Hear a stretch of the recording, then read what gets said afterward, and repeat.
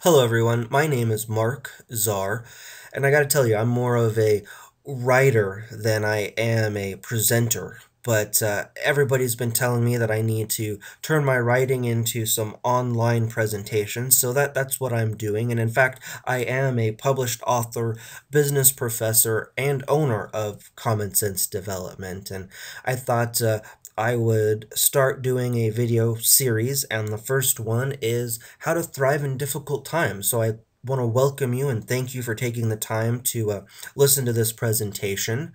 Before we get started, just wanted to share a little bit more with you about who I am and what Common Sense Development does. So, Common Sense Development is a business leadership development and consulting firm. And don't worry, we're not going to spend a whole lot of time talking about the business, but I just kind of want you to have a feel of who we are and why we're doing this. And basically, I created Common Sense Development to focus on developing business leaders with a mindset towards simplicity. I believe that business shouldn't be complicated and that the best solutions are often the simplest solutions. So everything we do kind of focuses on that theme and how do we take complex problems and really break them down into manageable parts and then just tackle each one of those parts. And that's really what we're going to do with this seminar as well. But we offer a lot of resources. Some of them are free. We've got books and employee training and growth strategy consulting. We also do a lot of marketing for companies, website development and branding design, business cards, all of that kind of stuff. That's really our bread and butter as a company, is kind of on the marketing side. But I've got over 10 years of experience in leadership development and employee training and business coaching. And so that's certainly something that we love to do for our clients as well. But anyways, enough about us. Let's go ahead and get started with the seminar.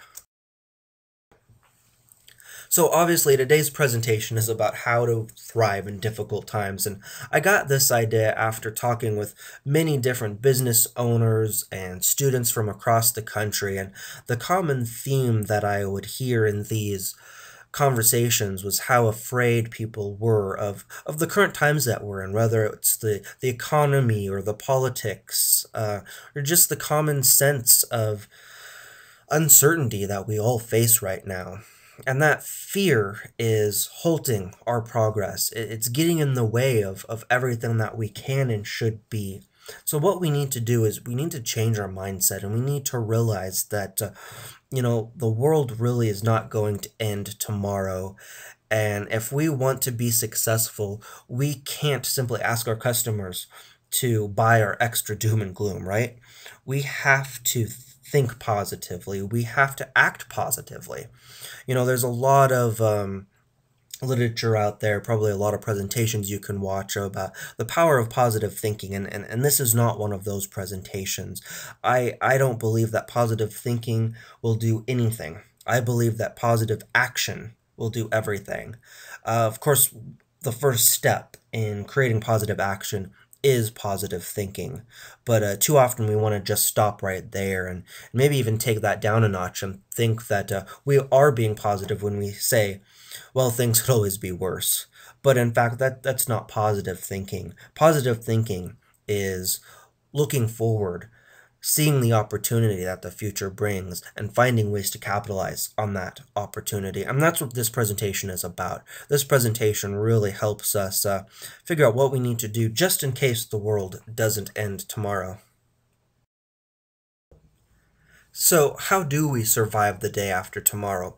Well, I've come up with 5 simple rules that will give us the tools we need to be prepared for a very successful day tomorrow. I'm sure you've all heard of disaster preppers and end of the world preppers, people digging holes and stocking up on food, and it's good to be prepared. It really is.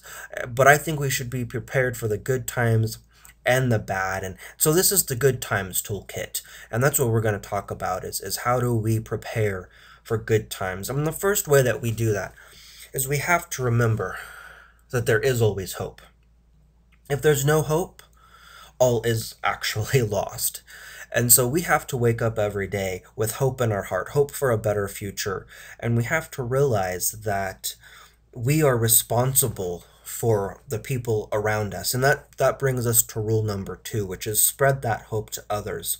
As business leaders, we have to remember that people are watching us.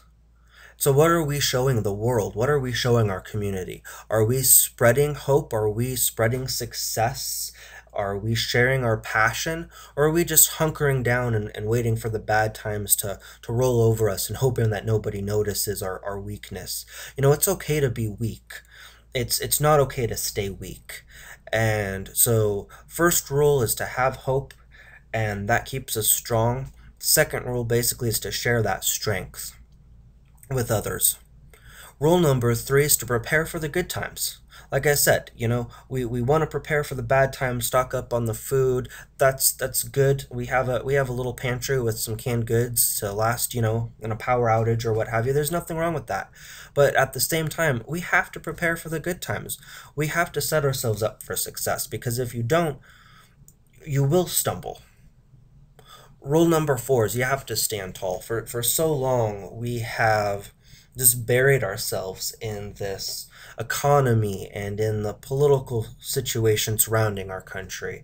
And a lot of us have started to slouch a bit, especially business professionals. We've been hit hard. We've seen our dreams popped. We've seen our goals taken down a notch or two. But you know what? That's okay, because we can rebuild. But the only way that we're going to rebuild is if we stand tall, take responsibility for our part in the mistakes, and then focus only on the things that we can change about ourselves, about our business, about our community, and let everything else worry about itself, because we can't do anything about it anyways. So we need to learn to stand tall again. The 5th rule is to remember who and what made you great. To me, this means remembering my creator, my God. He's the one that has given me life. He's the one that has given me success and taught me through my failures. And I can't move forward if I don't remember him. But I also need to remember the basics of what made me great. And that was my customers, my employees, my family, the people that are still right there next to me. And we have to remember these things, because at the end of the day, ultimately, that's what matters, and that's what's going to give us the hope so that we can get up in the morning and spread that hope to others and prepare for the good times and stand tall with confidence. So, to continue the discussion on dressing up for a success, we have to believe in a better tomorrow. We have to work for a better tomorrow, and we have to create a better tomorrow, right? It's the same thing that I've been saying, but I can't say it enough. Because until we first believe that there's a better tomorrow, we're not going to work for a better tomorrow. We're just going to sit down and wish for a better tomorrow, cry for yesterday. That's not going to move us forward. But we know what it takes to succeed. We've done it before. So we're going to believe that tomorrow will be different. And then we're going to take that knowledge. We're going to take the skills that we have. We're going to use the employees and the resources that we have at our disposal. And we are going to work to create a better tomorrow. And guess what? If we do that, tomorrow will be better. I guarantee it. It might not be exactly where you want it to be, but it will be better than today. You have to stand up for what you believe in.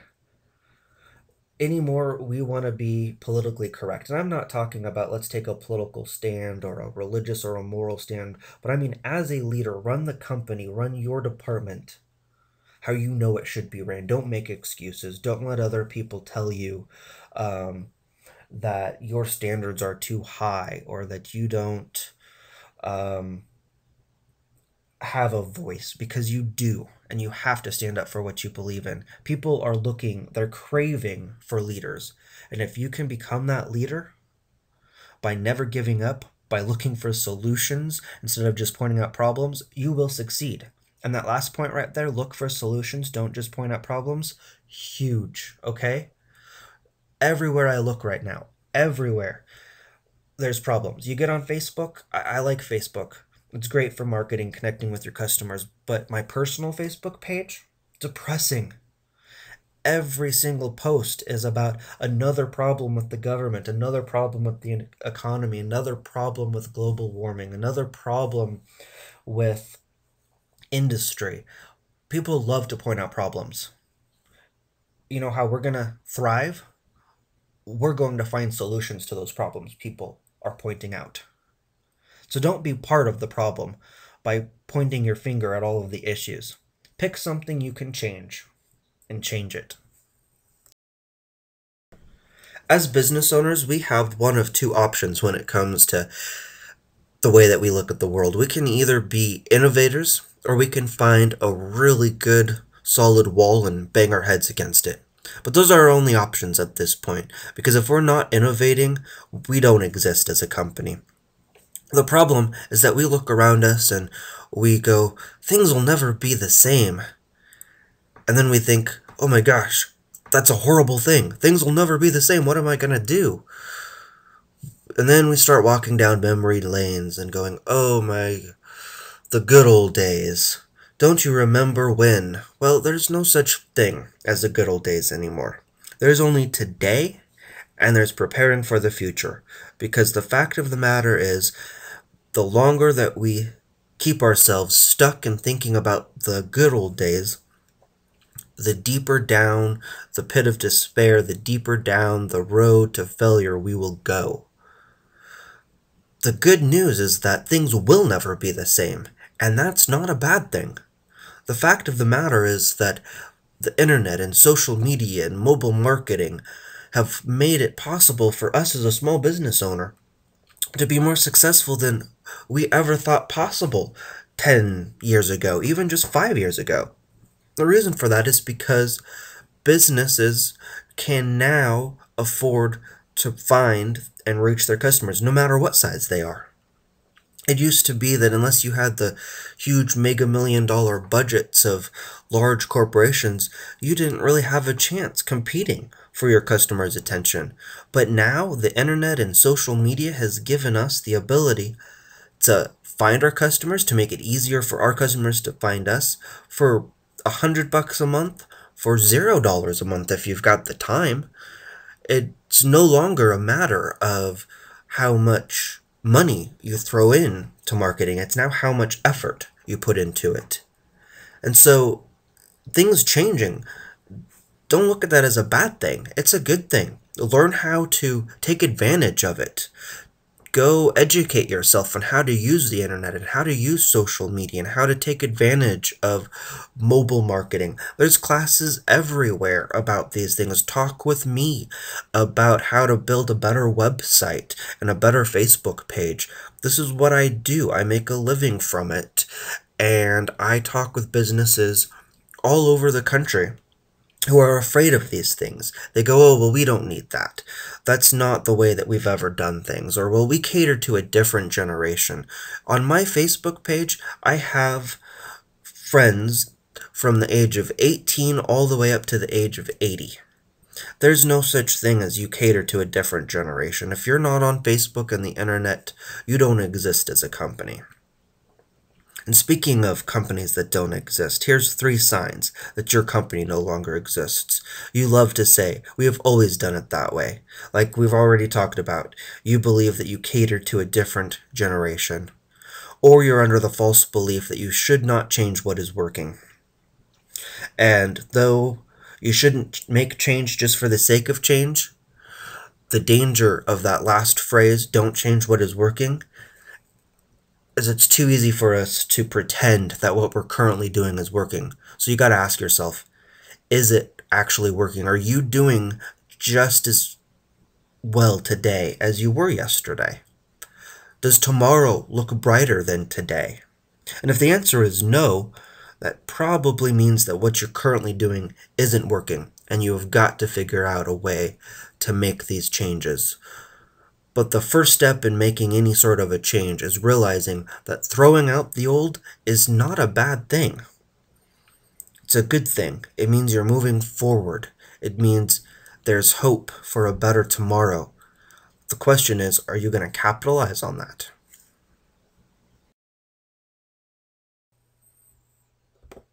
So the next step to thriving in difficult times is dressing up for success. Notice I didn't say dress for success. I said dress up for success. For too long, we've been dressing ourselves down. We've been thinking, oh, well, the economy is bad. I don't need to spend as much money on myself or my business because I just don't have the money. And since when has that ever worked? But yet we keep reverting back to, oh, I don't want to spend money because I'm not making any money. And then you continue to not make money because you know what? That rule still applies. You have to spend money to make money. So what are we going to do? We're going to put on our three-piece suit. If not onto ourselves, literally, we're certainly going to put the three-piece suit onto our company, and we're going to market it. And yes, I know marketing can sometimes sound like a doomsday prophecy. All of us want to go negative as soon as we hear that marketing word. Oh my gosh, marketing doesn't work. I've spent so much money on marketing. I don't need to market. Marketing's only for the large companies with millions and millions of dollars. This isn't true. Okay? Remember, we're going to stay positive. Marketing now is easier than it's ever been because of the internet and social media. It's also cheaper than it's ever been. You can get in front of customers now for $100 a month on Google AdWords or Facebook. $100 a month. And at least you've got a face on the internet with people seeing you, clicking on your ads, visiting you. But the first step in marketing is to brand yourself, whether you're the owner of the company or just a business professional or an entrepreneur trying to make a name for yourself. You have to brand yourself. You have to wear that three-piece suit. Now, depending on where you live in the world, it might literally not be a three-piece suit. I live in Idaho, and if I were to walk around in a three-piece suit, I would actually be uh, an improper brand for the area. Here, we like jeans and blazers. So that's what I wear. But when I talk about putting on the three-piece suit, what I really mean is putting your best foot forward, right? You have to be educated on your market, on your industry, on your customers. You have to be the expert. You have to market your brand and you have to sell your brand. But you do that by understanding what your brand is, who's buying your brand, why are they buying it, what do they want that you're not offering, how do you fill that? Okay, this is how we're going to dress up for success. We're going to look for the need and we're going to fill it. The other way that we do this is we become a community leader. Like I said, we've got to be the expert. We're going to provide extra value. We're going to show courage, right? When people think of a company that's going the extra mile, they're going to think of yours. Why? Because you're going the extra mile. You are making it happen. So one of the last ways to thrive in difficult times is don't follow the crowd. The crowd right now, your competitors, they're scared too. They're hiding. They're hunkering down. That means you can grow. There's a spot for you that maybe didn't exist a few years ago. There's opportunity that you can capture while everybody else is running around in circles trying to find focus. You can just simply stand where you're at, be the leader, and say, follow me, instead of following everybody else around in circles. Don't be afraid of not having all of the answers. All right, this one's big. Your employees should be smarter than you. We were talking about employees a minute ago, and this is key. For so long, business owners and managers, they didn't want to hire people smarter than them. They thought that was a bad thing. They don't want to be outshined by their employees. You know what? You need to be outshined by your employees. If you have a team full of people smarter than you, you will be more successful.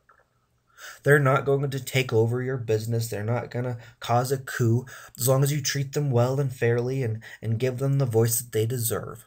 But hiring a bunch of people less smart than you, just so that you can try to control them, so that you can try to impress them, so that you can try to look like the smartest one out of the group, that's not a key to success. You want to find people that know how to do things you can't do.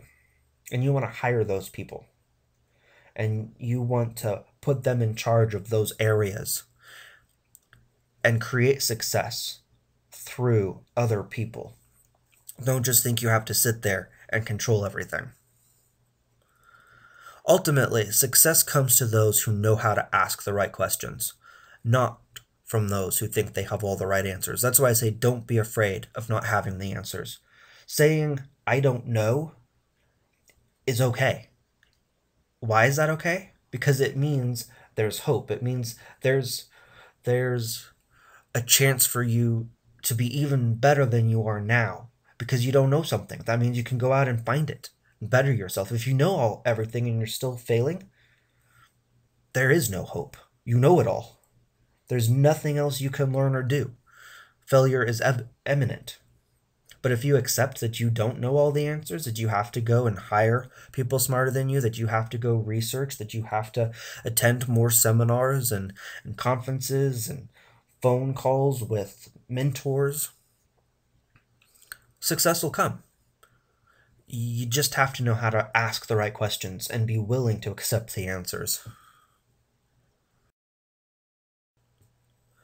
So, lastly, you don't want to let the crowd get you down. You don't want to let the world get you down, okay? Remember, you are the driver of your economy. If it's a down economy, make it turn. Run your business to the best of your ability. If you're providing quality products and caring service and always creating and innovating and doing business in new ways, and most importantly, if you're keeping your head up, you will succeed. You will move forward. So let all the newscasters speculate and let the politicians negotiate, because while they're doing that, we will be rolling up our sleeves and doing what we do best, moving our industry forward. So here's a few questions I want you to take away and ask yourself, and even maybe your employees. This would be a great exercise to do with them. What issues is your business facing? And just write these down. We're not going to go into huge detail on these, but really take the time to think about them and answer these in as much detail as you can. What issues is your business facing?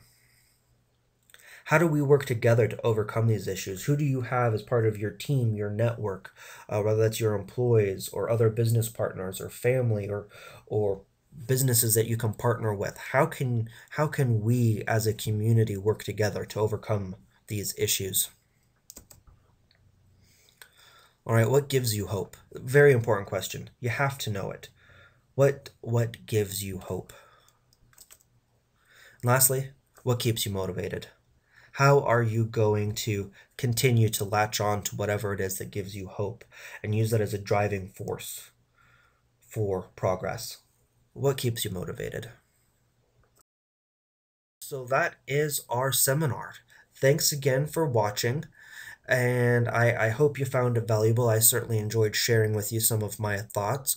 Just one last closing note here. If you liked what you saw today, I would suggest that you head over to my website, commonsensedevelopment.com, and check out my book, Common Sense Business. It's a short workbook style publication, and you can get it on paperback, you can get it on Kindle, or also instant download.